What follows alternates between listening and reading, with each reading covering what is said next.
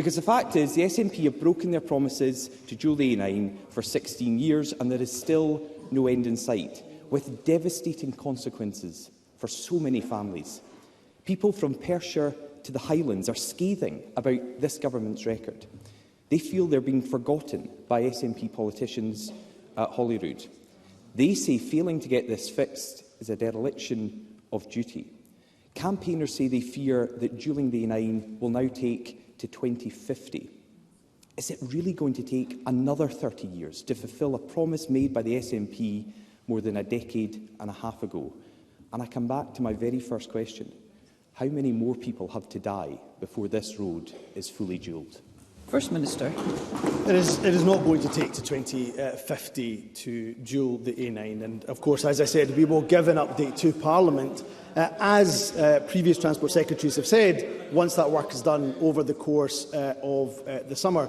I mean, one of the other challenges we have, of course, with capital infrastructure projects is the cost, the increasing cost, because of high inflationary costs, something that the Conservatives, of course, should know well about, given, of course, that they have been the architects of the sky-high inflation that we have seen because of their economic mismanagement of the public finances. And, of course, it is the Conservative UK government that has repeatedly cut our capital budget over the years, why we have to make extremely difficult choices. But even amongst those difficult choices, let me once again reiterate the cast-iron guarantee that we have of duelling the A9, building upon the progress we have already made.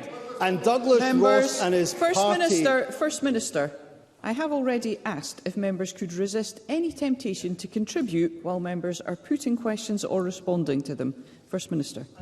Issue of course, the GIQ. I have already made it clear we have a new transport team in place, and I have asked that new transport team to once again to look at this issue. This is desperate stuff from Douglas Ross, who is trying to dodge, no doubt deflect, of course, from the serious scandal that his party is engulfed with Boris Johnson.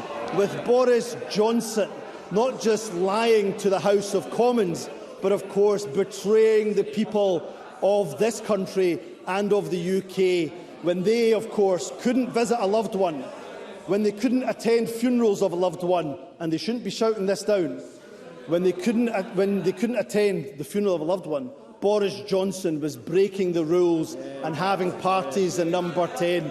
So Douglas Ross can try to deflect, he can try to dodge, but of course nobody in this country will forget that Douglas Ross backed Boris Johnson to the very hilt, presiding officer.